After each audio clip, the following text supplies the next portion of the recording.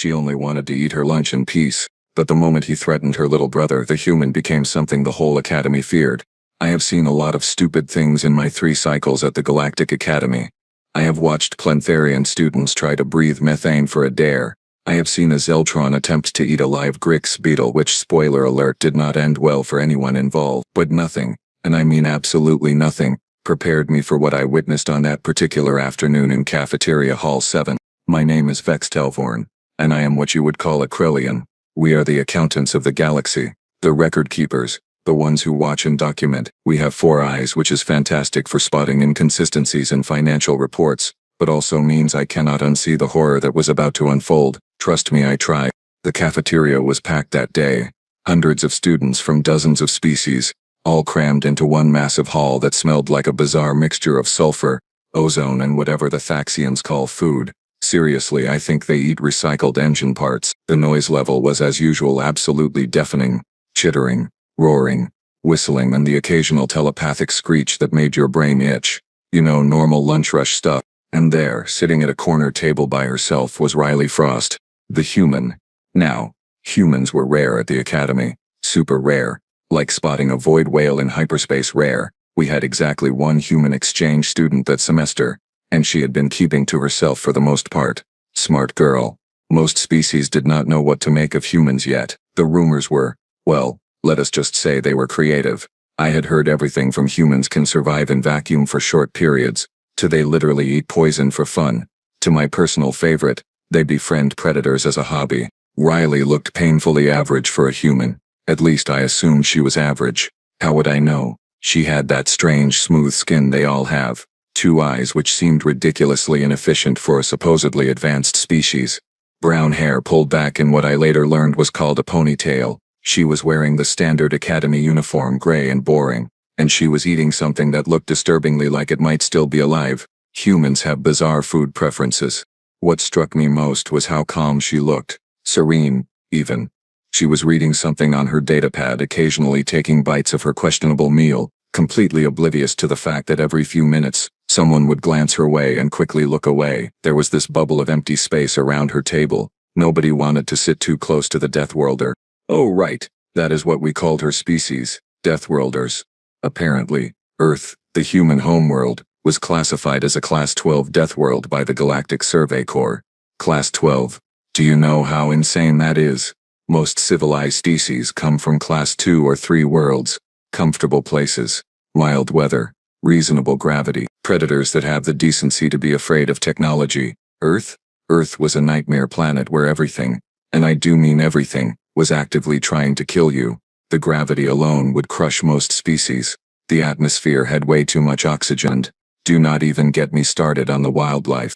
But I am getting ahead of myself. So there was Riley sitting alone, radiating this weird peaceful energy, when I noticed him. Krasnok. Oh, ancestors preserve me, Krasnok. Krasnok was a Gorvath, which meant he was basically a walking nightmare made of muscle, bone plates, and terrible life choices. Gorvaths were warrior species. Big, aggressive, and dumb as a box of rocks. No offense to any Gorvaths reading this. Actually, yes, full offense. Krasnok was particularly awful. He stood about 8 feet tall, had arms thicker than my torso, and a face that looked like someone had tried to sculpt a person but gave up halfway through and just added teeth instead. Lots of teeth. He was also the Academy's resident bully, which everyone knew but nobody did anything about because, well, have you seen a Gorvath? They are terrifying. Krasnok had made it his personal mission to make life miserable for anyone he deemed weak, and apparently today he had decided that Riley qualified. I watched, all 4 of my eyes widening in horror, as Krasnok lumbered over to Riley's table. His 3 friends, equally stupid but slightly smaller Gorvaths, followed behind him like the loyal idiots they were. The cafeteria noise dipped slightly. People were noticing. This was about to get ugly. Krasnok stopped right in front of Riley's table, casting a shadow over her meal. His breathing sounded like a malfunctioning air recycler. Loud, wheezy, threatening. Riley did not look up. Hey, pink skin, Krasnok growled, his voice like gravel being crushed in a trash compactor. You are sitting at my table. It was not his table. Everyone knew it was not his table. The cafeteria had open seating, but that was not the point, and we all knew it. Riley still did not look up. She took another bite of her food, chewed slowly and turned a page on her datapad.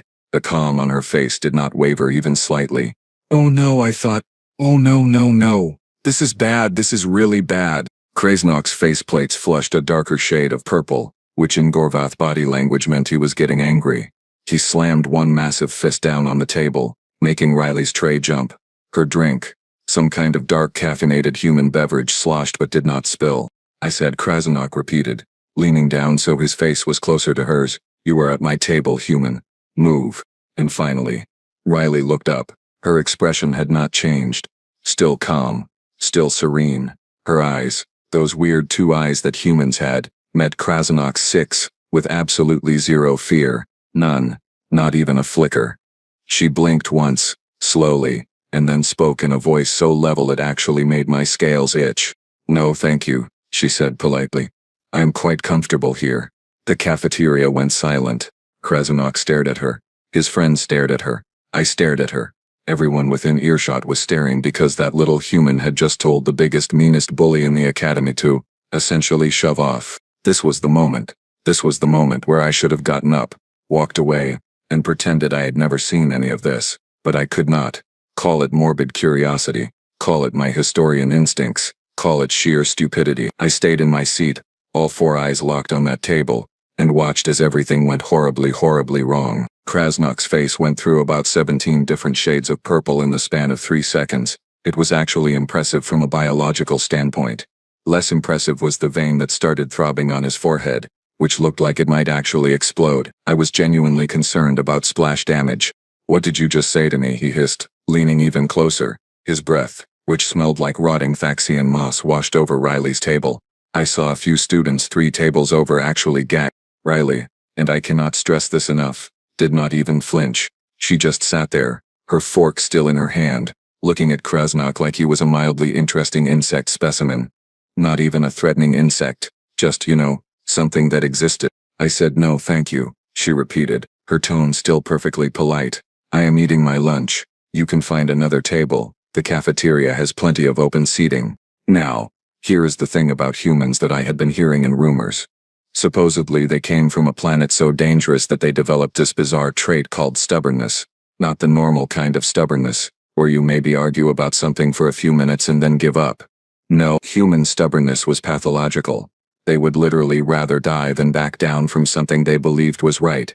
Their entire history was apparently just one long list of humans refusing to quit even when quitting was clearly the smart option. I was starting to think those rumors might have some truth to them. Krasnok straightened up and his 3 friends spread out slightly, forming a semicircle around Riley's table. Classic intimidation tactics. I had seen Krasnok do this before. Usually at this point whoever he was targeting would apologize, move, and spend the rest of the semester avoiding eye contact. It was a tried and true formula. You think you are tough, human? Krasnok laughed. It sounded like rocks being tumbled in a metal drum. You think because you come from some backwater Deathworld that you are special? Let me tell you something, pink skin. I have broken beings twice your size for less disrespect than you just showed me. Riley took a sip of her dark beverage, still calm, still completely unruffled. That sounds like a you problem, she said simply. Oh, ancestors. Oh no, I actually felt my respiratory sacs constrict. Did she just? She did. She absolutely just dismissed him, in front of everyone. The crowd was growing now. Students were abandoning their meals, forming a ring around the confrontation. I saw Plantharians, Zeltrons, even a few brave Thaxians inching closer. Everyone wanted to see what would happen. Nobody wanted to intervene. That was the thing about Krasnok. He had a reputation, and that reputation kept people scared. I remembered, suddenly, a lecture from 3 weeks ago. Professor Thelmar, our xenobiology instructor, had been discussing human physiology. It was supposed to be an educational session since we had a human student now. The whole thing had been absolutely terrifying. Humans, Professor Thelmar had said in his whispery voice, are persistence hunters. Do you know what that means? It means they chase prey until the prey literally dies from exhaustion. They have this thing called an endurance system. They can run for days. Their homeworld has a gravity that is 30% higher than standard. Their bone density is ridiculous. Their muscle fiber composition is designed for both power and stamina, and most disturbingly they have an adrenal response system that, when activated, temporarily increases their strength, pain tolerance, and aggression to frankly absurd levels. One student had raised a tentacle. But Professor, Surely they must have some weakness. Professor Thalamer had gone very quiet. Yes, he had said finally. They do. They are soft. No natural armor. No venom. No claws. But here is the thing. They know they are soft. So they learn to make weapons. And they learn to fight dirty. And they learn to never ever give up. That is what makes them dangerous. Not that they are strong, but that they absolutely refuse to stay down. Standing there, watching Riley calmly finish her drink while Krasnok loomed over her, I realized Professor Thalmar had been absolutely right. Krasnok grabbed the edge of Riley's table and flipped it. The entire table. Just picked it up and threw it aside like it weighed nothing. Riley's food went flying. Her datapad clattered to the floor. Her drink splashed across the ground in a dark puddle. Riley stood up slowly. Very slowly. She was, I realized, much smaller than Krasnok. He was 8 feet of armored muscle. She was maybe 5.5 feet of what looked like breakable flesh. The size difference was comical.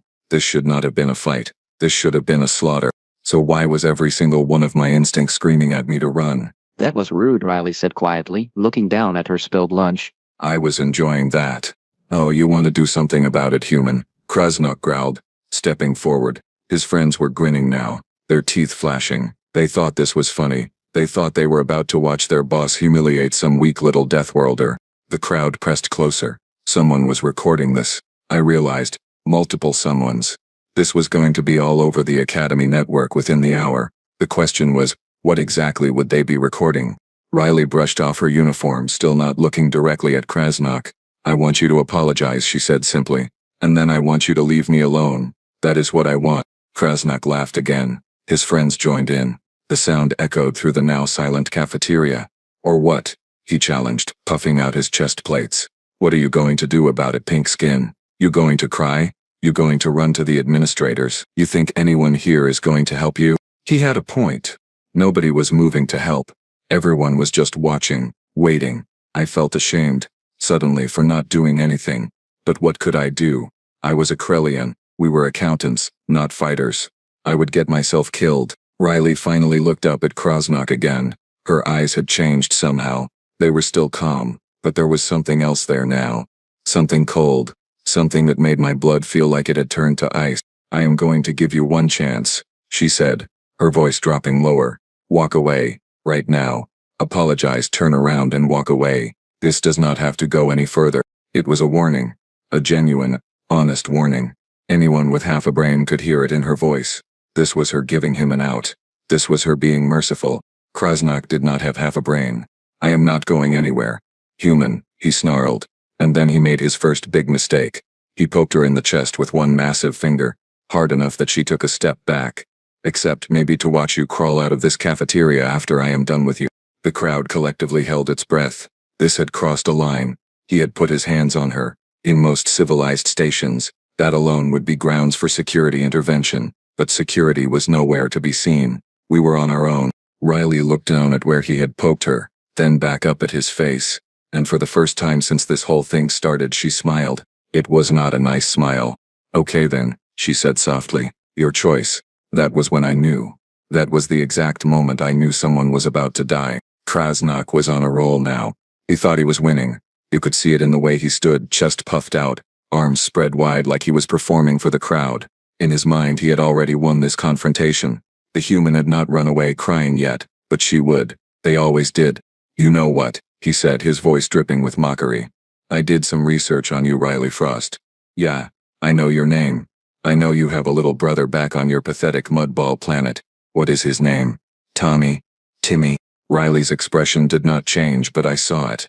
I saw the shift. It was tiny, microscopic really, but all 4 of my eyes caught it. Her jaw tightened. Just a fraction.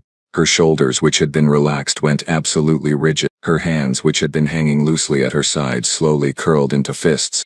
His name is Tyler, she said, and her voice had gone flat, completely flat. All the politeness, all the measured calm was gone. What was left was something that made my survival instinct scream. And you are going to stop talking now. But Krasnok was an idiot. A big, stupid, armored idiot who did not know when to shut his feeding orifice. Tyler. Right, he continued, grinning wider. Cute kid. Saw his picture in your file. You know, maybe when I am done with you I should take a trip to Earth. Visit little Tyler. Show him what happens when his big sister does not know her place in the galaxy. I bet he would cry real pretty just like you are about to. The temperature in the cafeteria seemed to drop by 10 degrees. I am not exaggerating. I actually felt colder. Several students near the front of the crowd took involuntary steps backward. Something primal in all of us recognized that we were now in the presence of danger, real danger. Riley's eyes had changed completely. They were still brown, still human, but there was nothing soft in them anymore. They looked like chips of ice.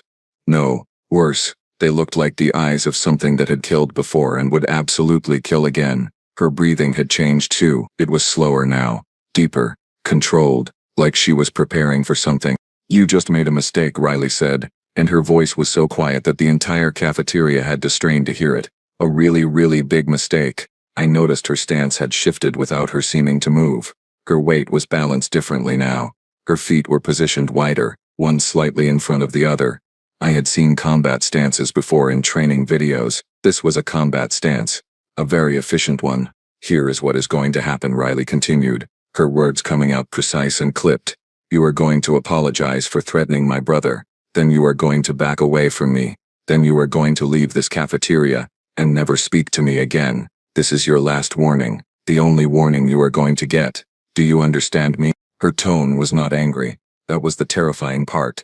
She was not yelling. She was not emotional. She was stating facts, giving instructions, like a soldier briefing a mission. Cold, professional, lethal. Krasnok stared at her for a moment, then he threw his head back and laughed. That horrible grinding laugh. Oh, this is rich. He wheezed between chuckles. The little human thinks she is scary. The little Deathworlder thinks she can threaten me. Let me show you what I think of your warnings, pink skin. And then he made his second big mistake. His fatal mistake. He reached out with both hands and shoved Riley. Hard. Hard enough that a normal being would have been knocked off their feet. Riley slid back about 2 feet, her boots squeaking on the cafeteria floor, but she did not fall. She absorbed the impact, bent her knees slightly and stayed upright. Then she looked up at Krasnok with those cold, dead eyes. Okay, she said simply. I tried. What happened next took exactly 4.3 seconds.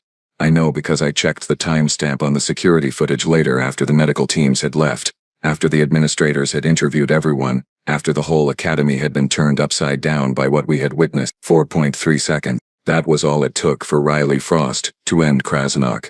Riley moved.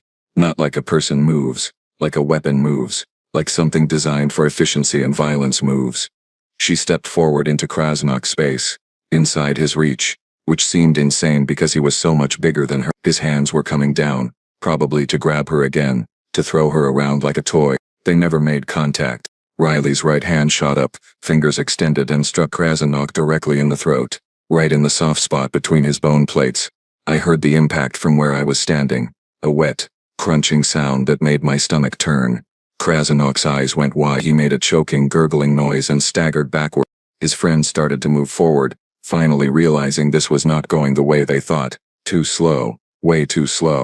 Riley was already moving again. Riley spun. Just pivoted on one foot, like she was performing some kind of dance. Except this dance was a nightmare. Her elbow came around and caught the first of Krasnok's friends, a Gorvath named Thruk, right in the side of his head. The crack echoed through the cafeteria like a gunshot. Thruk dropped like someone had cut his power supply, just collapsed in a heap, out cold before he hit the ground. The second friend, I think his name was Grell, tried to grab Riley from behind. Big mistake. Huge. Riley dropped her weight, slipped under his arms like she was made of liquid, and drove her heel down onto his knee. The joint bent sideways with a sound that made half the crowd turn away. Grell screamed, a high-pitched wail of agony, and crumpled. Riley silenced him with a quick strike to the side of his head. Down he went. 2 Gorvaths. Down. In less than 2 seconds. The third friend, the smart one apparently, turned and ran. Just bolted, shoved through the crowd and disappeared. I did not blame him. I wanted to run too.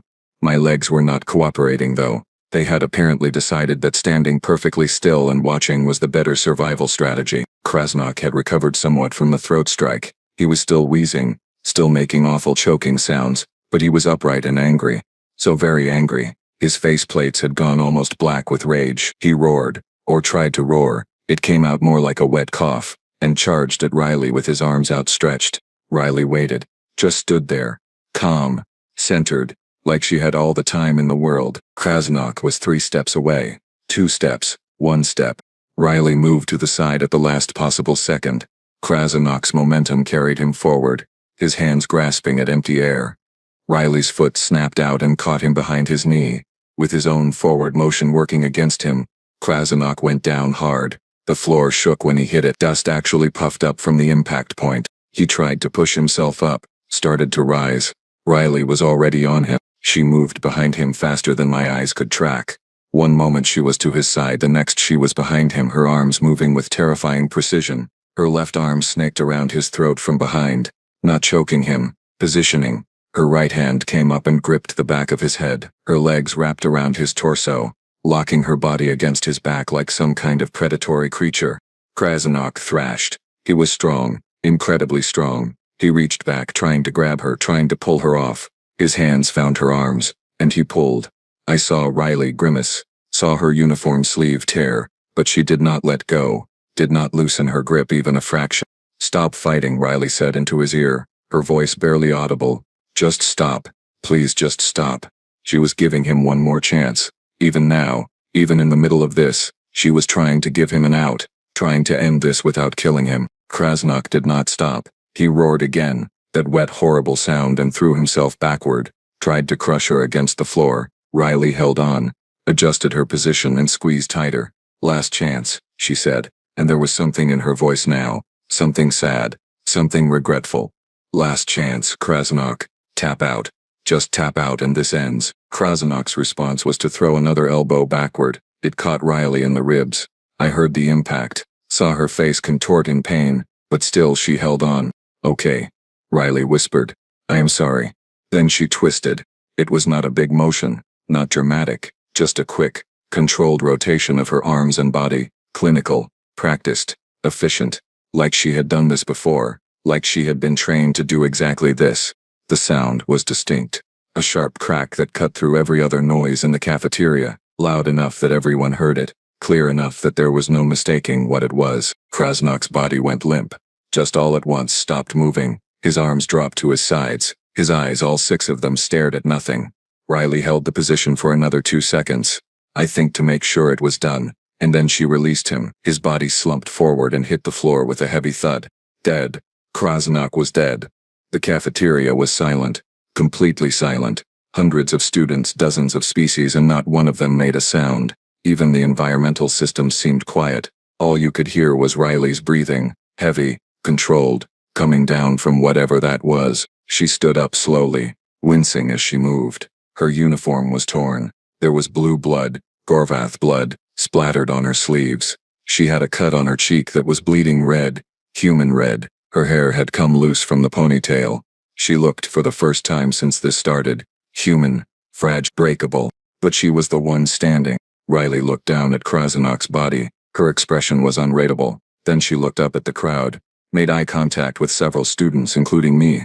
I flinched when her eyes met mine. Could not help it. "Someone call medical," she said quietly. "And security. Tell them there has been an incident." Nobody moved. We were all frozen, in shock, traumatized probably. "Now," Riley said more forcefully. "Call them now." That broke the spell. 3 students pulled out their communicators simultaneously. I heard frantic voices requesting emergency services, requesting security, requesting, I think someone said, a body removal team. Riley walked over to one of the still upright tables and sat down. Just sat down, like nothing had happened. Like she had not just killed someone with her bare hands in front of hundreds of witnesses. She was breathing hard. I noticed. Her hands were shaking slightly. Adrenaline. I remembered from the lecture. The human adrenal response winding down. The medical team arrived first. 4 of them, rushing in with emergency equipment and panicked expressions. They went straight to Krasnok, scanning him, trying to find vital signs. One of them looked up at his colleagues and shook his head. Confirmed dead. They moved to the other 2 Gorvaths next. Throck and Grell were alive, thankfully. Unconscious and injured, but alive. Security came next. 6 armed officers in full tactical gear. They had their weapons drawn, scanning the crowd for threats. Their leader, a grizzled Zingferi veteran named Commander Raxpol, spotted Riley immediately. He and his team approached cautiously, weapons not quite pointing at her but ready. "Riley Frost?" Commander Raxpol asked, his voice tight. Riley looked up at him, Nodded. Yes, sir, she said quietly. That is me. You need to come with us, he said. Right now. Do not make this difficult. Riley stood up slowly, keeping her hands visible. I understand, Commander, she said. I am not going to resist. I will cooperate fully, but I need you to know. This was self-defense. He attacked me first. He threatened my family. There are hundreds of witnesses. Commander Raxpol's expression was unreadable. That will be sorted out in the investigation, he said. Right now you are coming with us. Are you injured? Do you need medical attention? Riley glanced down at herself. At the torn uniform. At the blood. Just some bruises and a cut, she said. Nothing serious. I will be fine. 2 security officers moved forward with restraints. Energy cuffs, standard procedure for detaining someone after a violent incident. Riley held out her wrists without being asked. The cuffs clicked into place, glowing softly. She did not fight, did not argue, just stood there, compliant and calm. As they led her toward the exit, she passed right by my table. Our eyes met again. Up close, I could see the exhaustion in her face, the sadness. This had not been easy for her. She had not enjoyed it, had not wanted it, but she had done what she thought she had to do. He should have walked away, she said softly, maybe to me, maybe to herself. I gave him so many chances. He should have just walked away. Then she was gone. Let out by security. The cafeteria remained silent for another 30 seconds.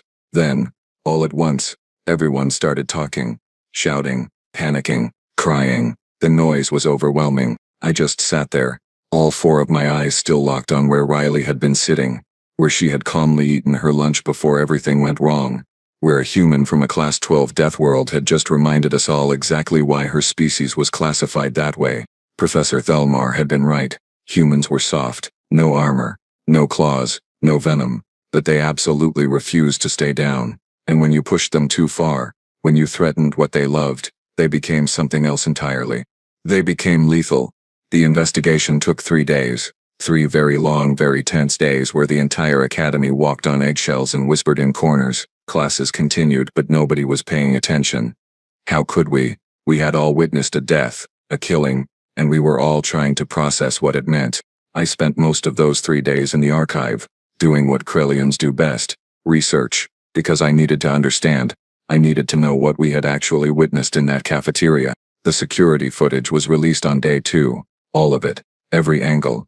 The Academy administration, in a rare moment of transparency, decided that everyone needed to see exactly what had happened. No rumors, no speculation, just facts. I watched it 17 times, counted every second, analyzed every movement, and what I found was both horrifying and fascinating. The footage showed everything.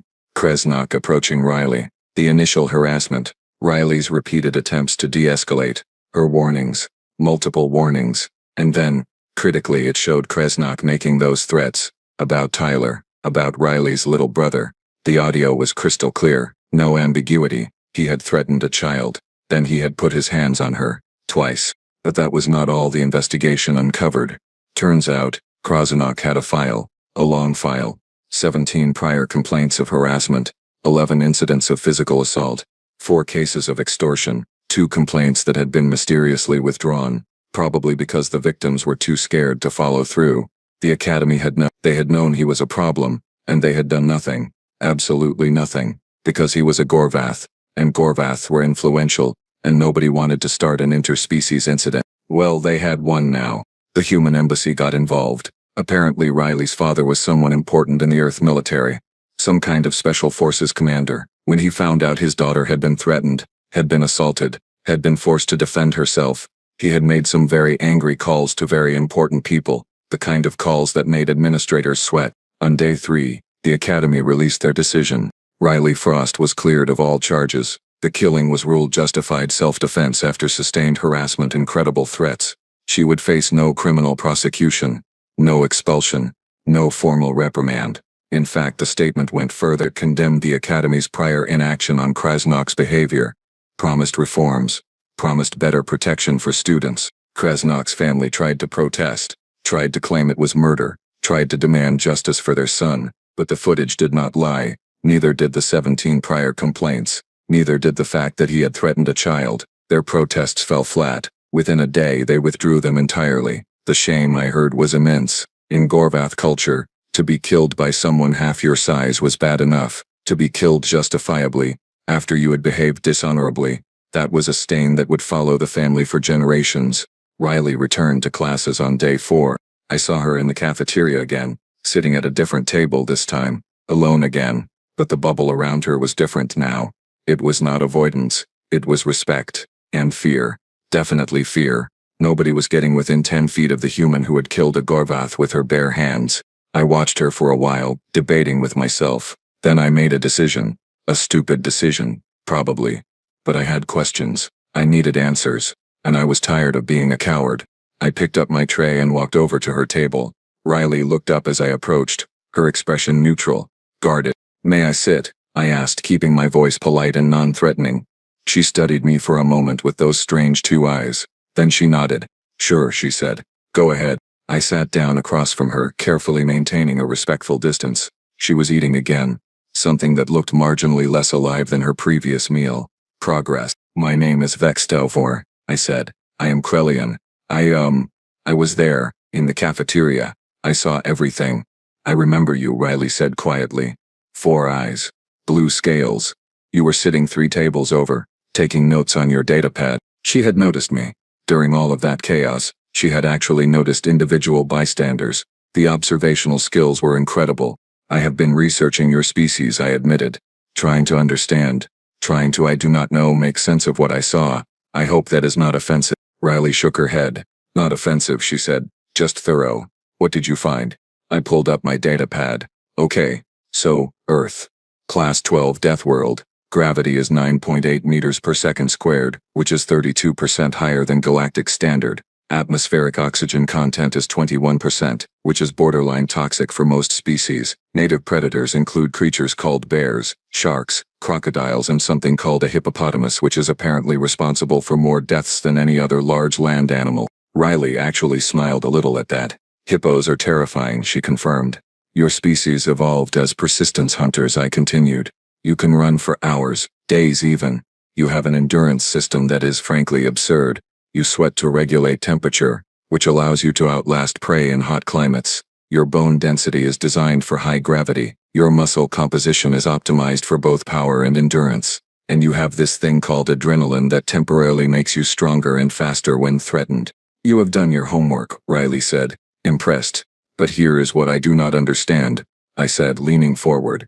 "With all of that, with all of those advantages, why were you so calm? Why did you give him so many chances? You could have ended that fight in the first 3 seconds. I have watched the footage, analyzed your movements. You were holding back the entire time. Why?" Riley was quiet for a moment. She set down her fork and looked at me directly. "Because killing someone is not something you do lightly," she said softly. "It is not something you do because you can. It is something you do because you have to. Because there is no other choice left." I gave Krasnok every opportunity to walk away because I did not want to kill him. I really did not want to. But he made his choice, and I made mine. "The throat strike," I said. "That was not lethal. That was a warning." "Yes," Riley confirmed. "I could have crushed his windpipe completely. I did not. I gave him pain and difficulty breathing. A reason to stop. He did not stop." "The final technique," I said carefully. "The one you used at the end. That was very precise. Very controlled. You have done that before." Riley nodded slowly. "My father is military," she said. "Special operations. He started training me when I was 8. Self-defense. Combat techniques. How to protect myself and others. How to fight when you have no other option. And critically, how to know when you have no other option. That moment comes later than you think. Later than most people realize." "You were showing restraint," I said. The realization hitting me. "The entire time, you were not fighting at full capacity." "I was showing immense restraint," Riley corrected. And there was something in her voice. Something that made my scales prickle. "Vextower. If I had wanted to, I could have killed Krasnok in the first exchange. Permanently disabled all 3 of his friends before they even realized I had moved. But that is not who I am. That is not who I want to be. I only use the minimum force necessary. Always.